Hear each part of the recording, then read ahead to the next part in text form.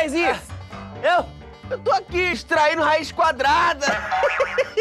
Ai, tô cansado.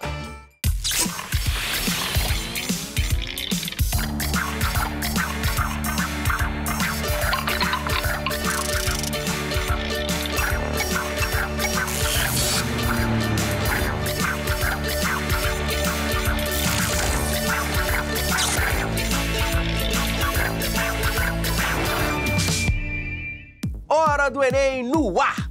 Nossas convidadas de hoje viajaram o mundo num passe de mágica, ou melhor, de matemágica. É a trupe Matemágica. Já já elas explicam essa história, porque agora a gente fala de Enem com o professor Vitor Israel. Seja bem-vindo, professor. Tudo bem, cara? Tranquilo? Tudo legal, graças a Deus. Professor, análise combinatória é um tema clássico do Enem. Qual é a maior dificuldade dessa área? Então, cara, o pessoal tem uma dificuldade muito grande de identificar qual é a parte exata da análise a ser usada em cada tipo de questão. Então, o pessoal não sabe se vai pelo caminho A ou pelo caminho B. Hora de ver uma questão, bora lá? Vamos lá. Roda a questão. Estamos juntos mais uma vez para a gente trocar uma ideia bacana e para a gente resolver mais um probleminha da prova do Enem do ano passado. Dá uma lida no problema, por favor. Para cadastrar-se em um site, uma pessoa precisa escolher uma senha composta por 4 caracteres, sendo 2 algarismos e 2 letras maiúsculas ou minúsculas. As letras e os algarismos podem estar em qualquer posição. Essa pessoa sabe que o alfabeto é composto por 26 letras e que uma letra maiúscula difere da minúscula em uma senha. Essa é a informação dada no problema. E aí, ele fala o seguinte: o número total de senhas possíveis para o cadastramento nesse site é dado por... Olha para cá, gente. Esse é um problema clássico de análise combinatória. Eu preciso fazer uma contagem. Para a gente fazer uma contagem, é importante que você tenha em mente que eu preciso tomar as decisões certas para contar as coisas certas. Melhor do que lembrar fórmulas, melhor do que lembrar coisas que você aprendeu, é importante que você aprenda a contar de uma forma eficiente e estruturada. O que eu preciso fazer para calcular a quantidade de senhas? Eu sei que são 2 letras e 2 números. Essas letras e números, eles podem estar em quaisquer posições. Então, a primeira decisão que eu tenho que ter é saber onde eu coloco letras e onde eu coloco números. Depois que eu tomo essa decisão, eu vou escolher qual letra eu vou colocar em cada posição e depois qual número eu vou colocar em cada posição numérica. Depois que a gente fizer essas 2 decisões, a gente vai utilizar o princípio multiplicativo para matar de vez o problema. Beleza? Dá uma olhadinha na solução, gente. Bom, eu preciso de 2 letras e 2 números. Então, é algo do tipo letra, letra, número, número. Presta atenção primeiro nessa palavra aqui, pessoal.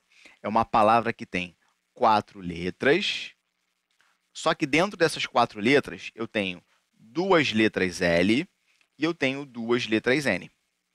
Então, para eu saber de quantas formas possíveis eu posso ordenar as letras dessa palavra L, L, N, N, a gente tem que fazer uma permutação. Só que uma permutação de 4 letras. Lembra que permutação de 4 letras você pode fazer de 4 fatorial, formas diferentes.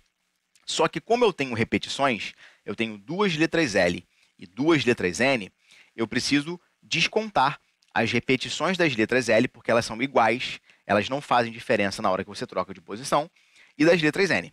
Isso referente sempre à palavra LLNN. Ainda não estamos falando da senha propriamente dita, beleza?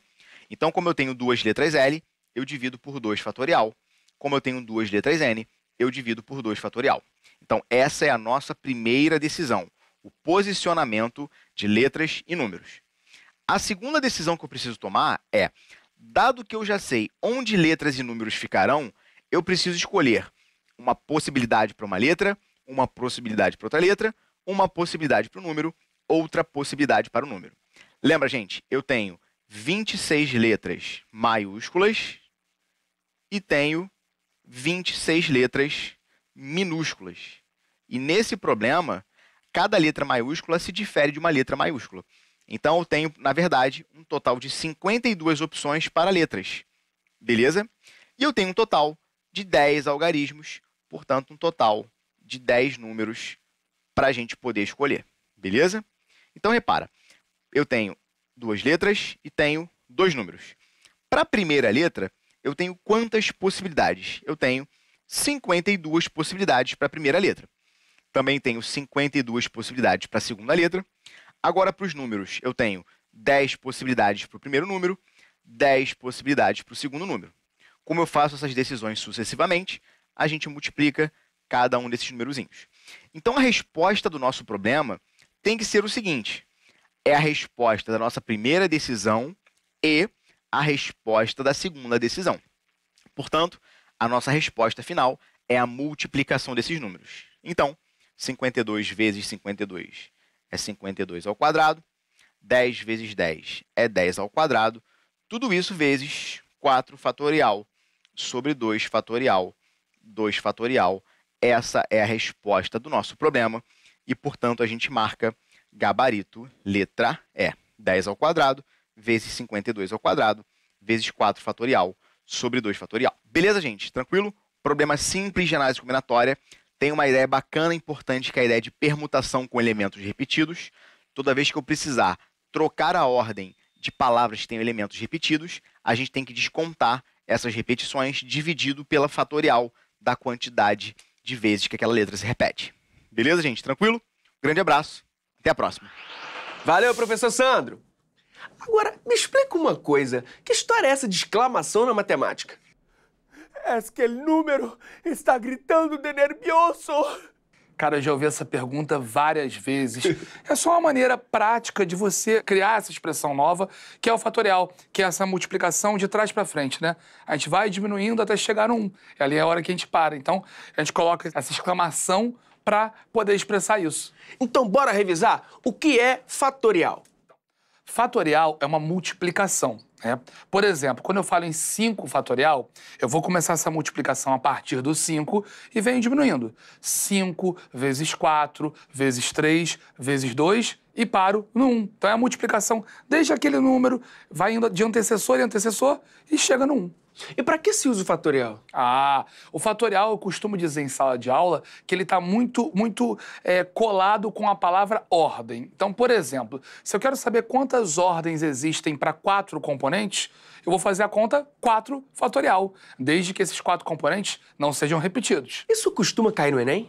Cara, é praticamente impossível ter uma prova do Enem sem análise combinatória. E assim, o fatorial é a fórmula mais importante de análise combinatória. Então, quase todo ano tem uma questão de fatorial no Enem. O professor Sandro diz que, para acertar essa questão, a gente precisa tomar 2 decisões. Por quê? Então, na análise combinatória, em várias questões, a gente vai ter que tomar mais de uma decisão.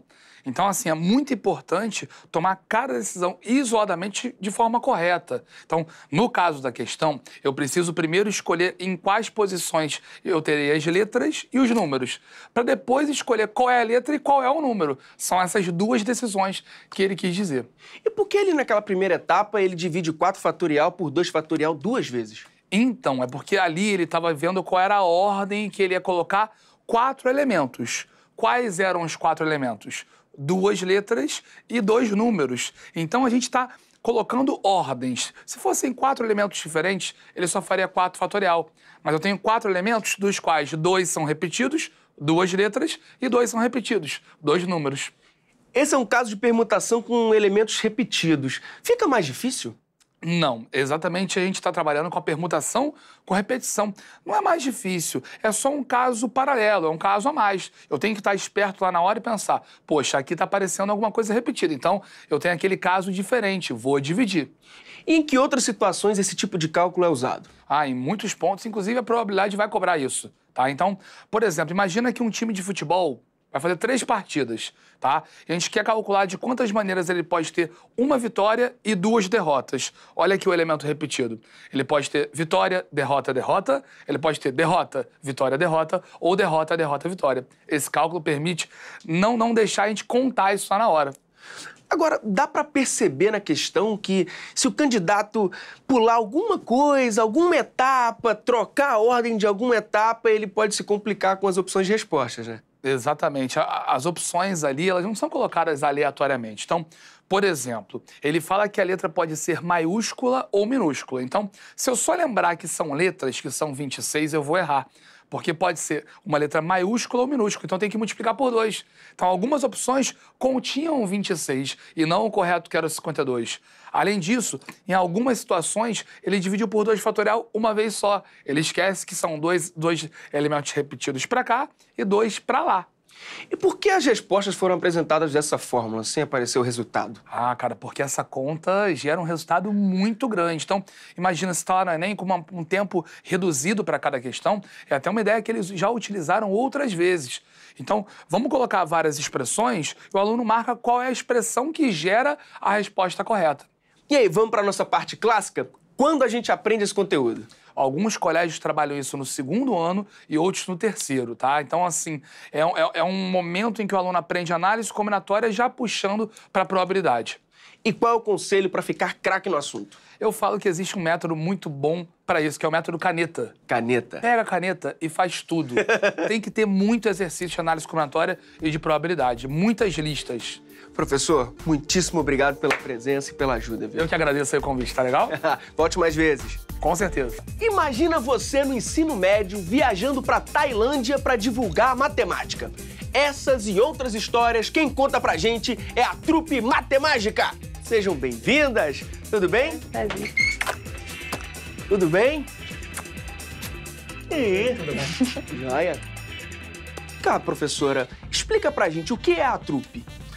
Olha, a Trupe é um grupo de meninas do Colégio Pedro II, do Campus Engenho Novo 2, e foi criada em 2015, quando a Fundação Carlos Chagas lançou uma chamada para empoderamento feminino na área das exatas. Chamava-se Elas nas Exatas. E eu tive a ideia de apresentar uma proposta. E fui ter com algumas meninas que tinham sido minhas alunas no 9º ano e perguntei se elas gostariam de fazer parte deste projeto. Bem, na altura nós estávamos animadas, mas sabíamos que era difícil ganhar. E não ganhámos, mas ficou aquela vontade e formámos este grupo. E por que juntar a matemática e a mágica? A matemática, como a mágica, ela quer fazer a gente descobrir as coisas. Ela quer fazer a gente pesquisar e todo mundo tem um preconceito com matemática. Eles acham que é o bicho de 7 cabeças. Mas acaba que quando a gente mistura com a mágica, tudo parece mais fluido, é muito mais divertido e acaba que as pessoas se divertem. E às vezes até esquecem um pouco que é matemática. E aí, quando descobrem, ficam, nossa, isso é matemática, e acabam tendo interesse pela área. Que história é essa de evento na Tailândia? Ó, esse evento foi um evento promovido pela Unicef, pela Unesco, que se chama Cracking the Code, Girls Education in STEM. O que é STEM? STEM é ciências, tecnologia, engenharia e matemática.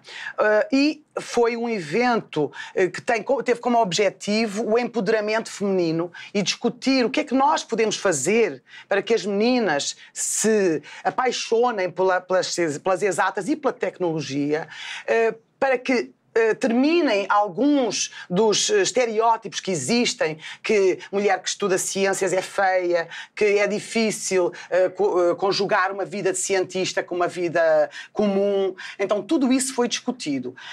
Nós tivemos o privilégio de ser convidadas a ir lá. O Pedro II é uma escola que faz parte de uma rede de escolas da Unesco, que é a ASPNET, que há em todo o mundo essas escolas. Então, nós apresentámos o nosso projeto e foi tudo para Paris, que é onde a Unesco decide as coisas, e nós tivemos o prazer de ser selecionadas para participar nesse grande evento. E cá, como a equipe é escolhida? A gente foi selecionada nesse projeto delas nas exatas desde o ano passado, retrasado? Sim, retrasado. Aí, do ano retrasado. Aí fomos selecionadas, só que eram todas alunas de 9º ano. E agora todas estão no 3º. Aí, para continuar a trupe nos próximos anos, a Liliana foi, com a ajuda nossa, a gente procurou outras meninas também lá da escola que fossem também não necessariamente boas em matemática, mas que se interessassem, não só por matemática também, mas pela trupe. E aí a gente foi juntando esse grupo. O papo tá muito bom, mas eu quero saber se isso funciona mesmo. Quero ver um truque. E aí? Claro, vamos? A gente vai começar então com o truque do calendário. Calendário. Isso. Eu vou querer que você escolha um quadrinho aqui de 4 colunas e 4 fileiras. 4 fileiras? Isso. Eu tenho que... Tá, peraí. Tá bom? Eu não falo nem o número que escolhi, não. Você vai falar agora. Opa, tá. Escolhe um dos números que tem aqui dentro. Escolhi. Qual? Pode falar. Pode falar? Ah, aí não, vocês já vão descobrir. 28. 28? Isso. Aí agora eu vou riscar a fileira e a coluna dele. Agora escolhe outro. Outro? 6. E eu também vou riscar a fileira e a coluna dele. Mais um. 22. Também risco. E sobrou 16. Agora a Isabela vai te ajudar a fazer essa conta. Eita, vamos lá. Somar os números todos. Vamos lá. 6 mais 16. 6 mais 16, vou dar 22. 22. Mais 22. 44. 44 mais 28. 72. Isso aí. Agora a gente tem uma surpresa. Eita. Pode abrir pra mim? Não é possível que vai ter 72. Como? Pode contar pra gente? Como Eu acho que esse não vamos contar. Não? Esse não, porque esse é o nosso truque de ouro. Mas a Isabela e a Carol vão fazer mais um truque e Opa. eles vão explicar tudinho como é que fazem. É presente esse? Pode ficar, claro. Que lembrança. Esse é um truque engraçadinho de cartelas. Truque engraçadinho de cartelas. Eu vou precisar que você escolha uma figura daqui. Uma e não me figura. diga qual é. Não, agora sim! Não posso dizer. Tá. Escolhi. Você vai me dizer se tem ou não a figura que você escolheu nessas cartelas. Tem? Não. E nessa? Também não. E nessa? Também não. E nessa aqui? Essa tem. Nessa tem? Essa tem. A figura que você escolheu foi... essa aqui? Vou te falar, foi. Mas por que também? Agora, esse eu quero saber. Esse pode. Esse pode. Por quê? Isso tudo é porque a gente aprende os números na base decimal. Mas, como os computadores, existem os números na base do 2, na base binária. E qualquer número que a gente conheça pode ser escrito nessa base. E através de uma soma de números, que são potências, de base 2. Ou seja, o 3 é o 2 elevado a 0, que é 1, mais 2 elevado a 1, que é 2.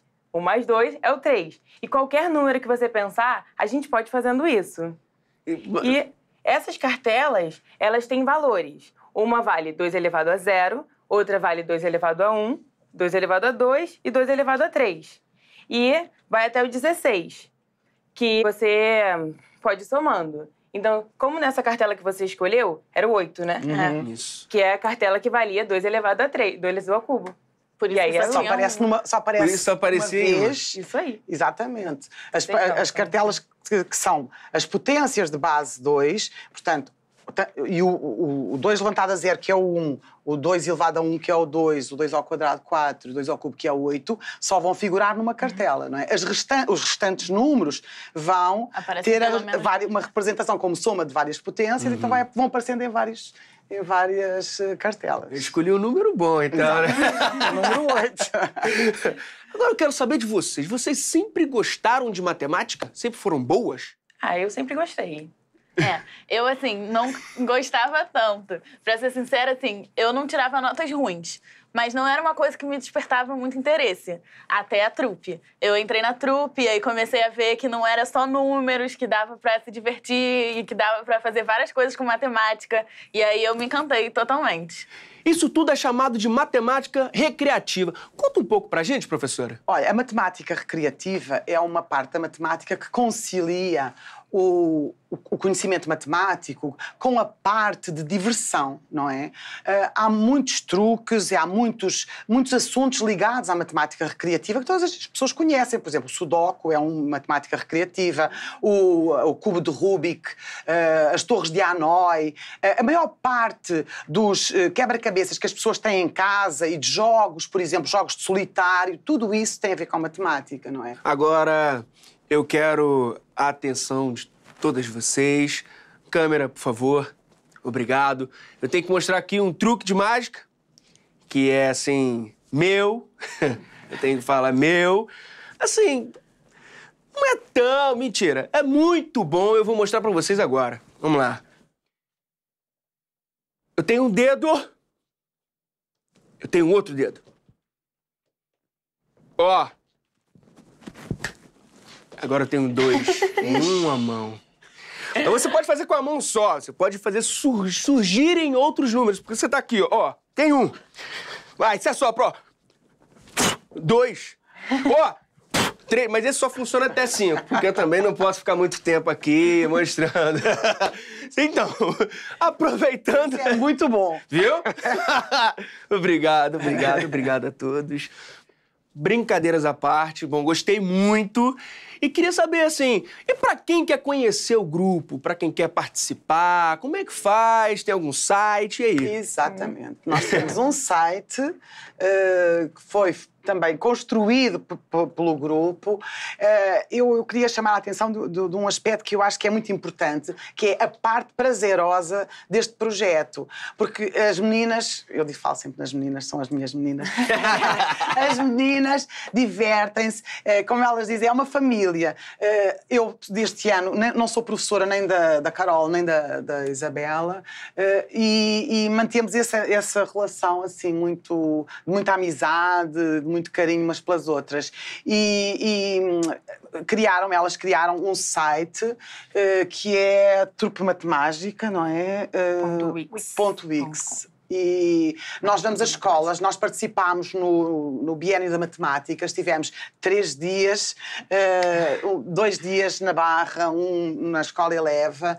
Nós fazemos apresentações em escolas municipais, em grupos que nos chamem. Então, até fazemos festas de aniversário, se for preciso. Muito bom. Muito obrigado pela presença, Isabela. Obrigada. Carol, muito obrigado, Liliana. Obrigado mesmo, viu? Obrigado. Parabéns. Vamos lá, sorte, né? É preciso realmente apostar nas mentes das meninas, apostar, porque como é que é? Meninas, quê? Aqui. Vai lá. Digam lá. Bright Girls. Bright Girls, Brighter Future. Exatamente. Essa foi uma das palavras de ordem que trouxemos da Tailândia. E é mesmo isso. Meninas mais antenadas, um futuro melhor, certamente. É isso aí. Parabéns, viu? Então, parabéns. É isso aí, galera. O melhor truque da vida é estudar sempre. Então, foco no Enem. Por hoje é só e até mais. A gente vai te prender aqui. E você vai ter que se libertar, sem cortar a nossa corda. Não pode cortar. Sem apelar para os efeitos especiais. Caramba, descobriram o meu truque? E sem tirar as calças. Não pode. Eu tenho que sair. Isso. Não dá pra passar ali. Não. Vou desamarrar? Não pode desamarrar o meu nó. Pera aí. Isso aí pode. Isso aí você pode mexer à vontade. Esse aqui pode? Pode. Será que se eu for passar por dentro?